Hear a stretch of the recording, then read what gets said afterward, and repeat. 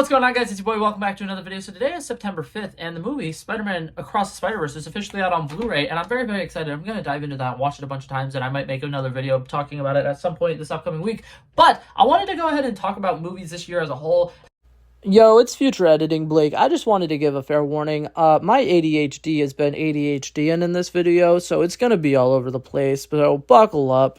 And try to discuss, is there any movies that is better than Spider-Man Across the Spider-Verse? Because in my opinion, it is the best movie that has come out this year. And it was very easy to say that it was the best movie that came out when it came out. But since it came out, it also has a lot more competition now. So I'm going to be talking about other movies that have came out this year that I think are almost as good and that could probably be in competition with it. But starting off, I want to just go ahead and say that movie is beautiful. If you have not seen Spider-Man Across the Spider-Verse yet, you really should. It is an incredible movie. There's a lot of comedy in it. It is a lot of great cultural representation. I think that the artwork in it is fantastic. The animation in this movie is so detailed down to the littlest minute details, and there's literally so much Easter eggs and stuff to watch in it. And it is a very, very good movie. And if you, like I said, if you haven't seen it, watch it again, maybe watch it a third time, because something that's fun about this movie is there are countless Easter eggs and little kind of things you'll notice in the background. A lot of really cute little animators, like notes and stuff that stay on the screen during the actual like showing of the movie. And I think that it's a whole lot of fun. The way that they made this movie is incredible, and the fact that it took a gigantic team of over like 300 different animators spending really, really long times working on it. One individual character, Hobie Brown, Spider-Punk, has literally spent they literally spent like 3 years animating him and figuring out how to animate him. So I think that that movie is incredible, and I think that it deserves to at least get nominated for Movie of the Year. And I just kind of wanted to come on here and talk about other movies that have came out this year and see, are there even any that are really that good? So obviously, before it came out, there was probably only one other movie that I think really is in talks and debate for Movie of the Year, and it is another superhero movie, Guardians of the Galaxy Volume 3.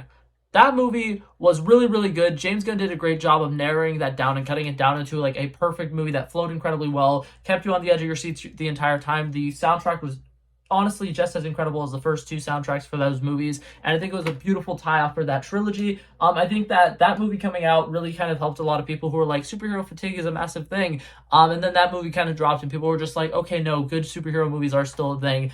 The entire action sequence at the end of the movie, set to No Sleep Till Brooklyn, was an incredible action sequence, and there was a lot of fun stuff happening with it. Every single character in that movie had its moment to shine, which was great, because although it's not really considered something with a giant ensemble cast, you need to realize by this point in the movie franchise, the Guardians of the Galaxy is like a team of like 7 people. And it's pretty insane how each of them really have a moment to shine. And it was able to introduce a new character like Adam Warlock, and they handled him pretty well. But that's just on the superhero side of things. I also wanted to talk about some other movies that have came out this year that were pretty good. We've had quite a few decent not boxing movies. I was going to say just boxing movies. I meant sporting movies in general. Obviously, Creed 3, I think that Creed 3 was a really good movie. It was definitely a standout movie. I think that Michael B. Jordan did a brilliant job directing that movie, that being his directorial debut, was really, really good. I think that there was a lot of great emotional sequences in there. I think that they did a great job playing off of regular boxing movie tropes, like somebody from his past coming back to haunt him, like his old demons, him having to fight them. I think that it was a lot of fun with that. I don't think it obviously lives up to Spider-Man Across the Spider-Verse, but I do think that it was a very fun movie, and it was one of the best movies that came out the first half of the year. And I think that that's pretty much it for movies that came out before Spider-Man Across the Spider-Verse that I would say are in contingency for potentially being considered Movie of the Year. I also did want to kind of give a shout out to one of the most surprising movies of the year to me. Still at this point in the year, I think that this is one of the best movies that has came out this year, and I will probably get attacked for it. But the movie Cocaine Bear was so good. It was so good. It was one of the funniest movies I've seen in a really, really long time. And the way that they were able to make an ensemble story with A plot, B plot, C plot, and D plot, and they all come together at the end, worked really well for me. And I think that it was a whole lot of fun, and all the people who acted in that movie took it so seriously that it's hard not to have a fun time with it, because you can tell everybody who made it had a fun time with it. But that was just me giving a shout out to Cocaine Bear, because I think it was really great. And I got a pop figure of the Cocaine Bear, and it's my new favorite figure that I have up in my room right now. Now that's just a couple little things here and there that I wanted to talk about. those are all the movies that came out before Spider-Man Into the Spider-Verse that I thought was really good. I did want to give a quick disclaimer. I still have not seen John Wick 4 because I haven't watched John Wick 3 yet, and I need to catch up on that franchise. I haven't seen Scream 6, but I did hear Scream 6 was one of the best in the entire Scream franchise. So if that's true, great for them. I haven't seen either of them. But now I want to talk about some movies that came out the same month as Spider-Man Across the Spider-Verse. I think Spider-Man Across the Spider-Verse may have came out in the best month for movies this year. I just realized something. We're gonna forget that I just said that because I believe. God, now I need to look this up. Spider-Man Across the Spider-Verse actually I think came out in June. I was thinking about the month of July. So scratch what I just said. Let's talk about the month of July. So in the month of July, we had some pretty damn good movies come out.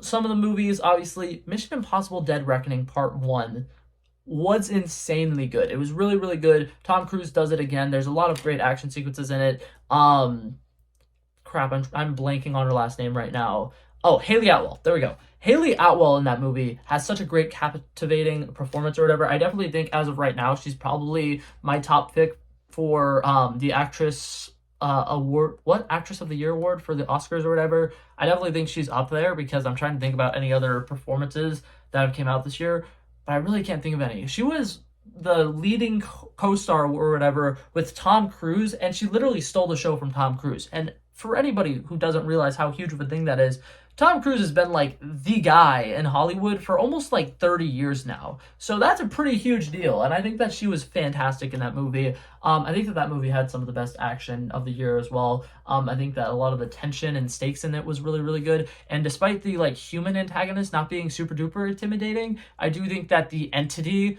that was the bad guy of that movie was incredibly, incredibly good. And I think that it did such a great job of creating this menacing, like, feeling like no matter what you're doing, no matter what's going on, you can't be trusted. And they did a great job with some of the fake out scenes where we're following characters and we think that we know what they're about to come up on. And then we realize that the two scenes that we're watching are not happening at the same time. So he's too late or whatever.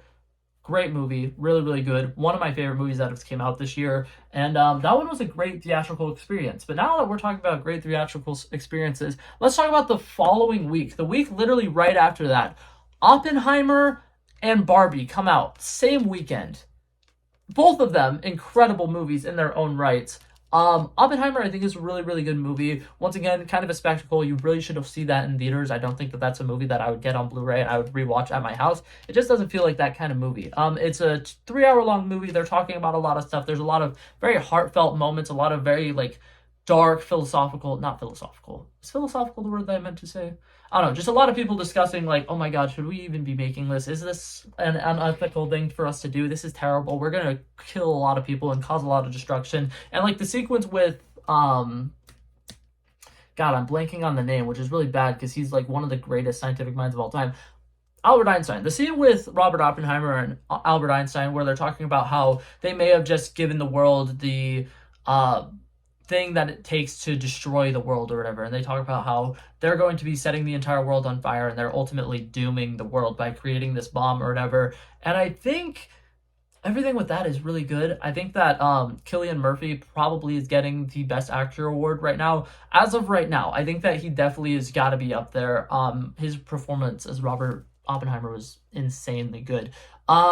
And then Robert Downey Jr. as Best Supporting Actor, I could see it. I think that he did pretty decent in that movie. A sleeper film, if we're talking about Best Supporting Actor, though, David Harbour in the Gran Turismo movie that just came out was insanely good. If you're a fan of David Harbour and you haven't seen that movie, I would kind of recommend going to see that movie. Right now there's a writers and actors strike though, so I'm actually not promoting it, but I will say that that movie was really solid, and it sucks that the people who are acting in it can't go promote their own movie because I'm sure they would have had a blast going out and doing all the press screenings and stuff for that movie.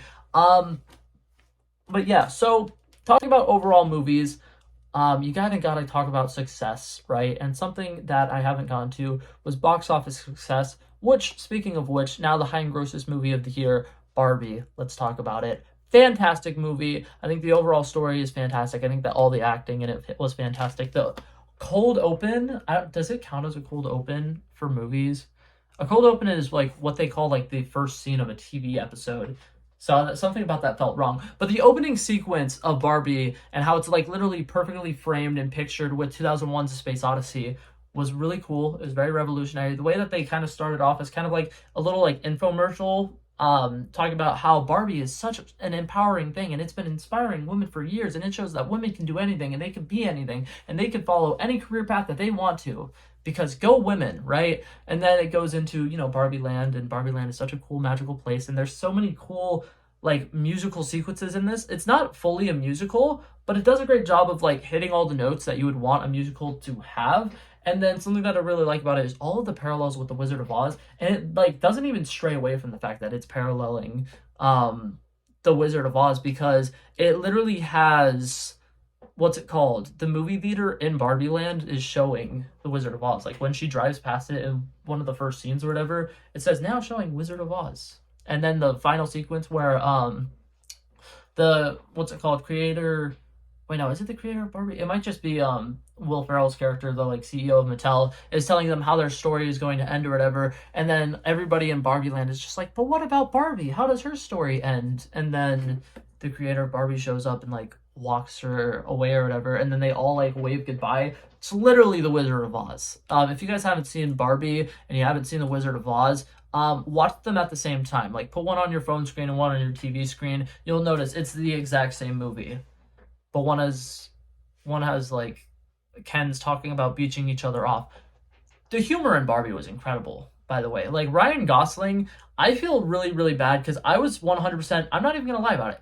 I was 100% on the boat and like the group of people who was like, Ryan Gosling doesn't look like a good Ken. He shouldn't be playing Ken. I feel like he's too old to be playing Ken. He looks ridiculous. He doesn't seem like Ken. And I realized that I was wrong, and I 100% admit to it. I was wrong. Ryan Gosling killed it. I think that he did a really, really great job. The way that he was able to like make some scenes where he didn't even have like dialogue, but he was able to make them so like powerful and like hilarious.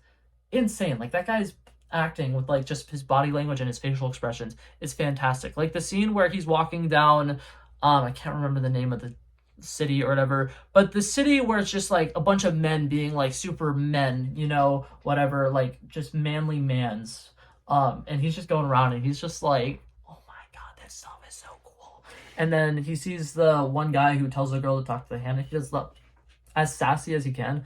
I love it. Ryan Gosling killed it. I will say this though, while we're on the topic of what's it called, Ken stuff.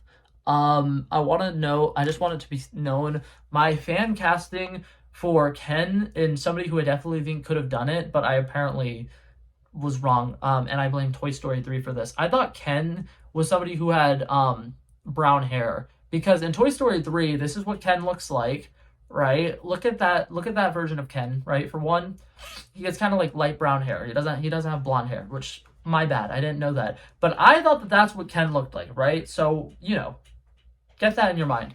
My casting, who I wanted to play Ken for this movie, and the person who I always would talk about, because something that I hate is a lot of people would like hate on a casting decision for a movie or whatever, and they'd be like, this person's terrible to play this role, but then they wouldn't have somebody who they think would do a better job. Like at that point, I feel like you shouldn't complain if you don't think you could do better or whatever. But when I was complaining about, Ryan Gosling playing Ken, and I didn't think he could do it, the person who I wanted to play it was Jonathan Groff. And for people who like don't recognize the name Jonathan Groff, I'm gonna put up on the screen some characters he's played. He is the king from Hamilton. He is incredibly sassy, and I definitely think he would have done a brilliant job with this role. And I definitely think he would have been a great Ken if they wanted to make him one of the side Kens. And he also is Kristoff from Frozen. So like, if that doesn't tell you what you need to know, I just wanted to get that out there. That was my fan casting for that. This video has gone all over the place, and it's been like completely random, and I'm incredibly sorry. But I wanted to just quickly say, I think Spider-Man Across the Spider-Verse is the best movie that has came out this year, and I think Barbie is in second place, and it's a very close second because the Barbie movie is incredible. Was there anything else that I wanted to say? I don't know. I'm gonna make a video at the end of the year ranking all of the movies that have come out this year, and I've been really stressed about it because when I made mine for like halfway through the year or whatever, it was hard because aside from the like top 3 or top 4, I feel like all of the movies that have come out this year have been like good, not really great, not really anything super duper special, just good. So I'm happy that Barbie and Oppenheimer came out because those two can probably be added to my top five or whatever, and then it will make it a little bit easier for me. But like, I've been struggling, let me tell you. Anyways, that was it for this video, guys. Hopefully you guys enjoyed it. I love and appreciate you guys, and I'm really, really grateful that you guys came to watch this video. But yeah, I'm gonna disappear now.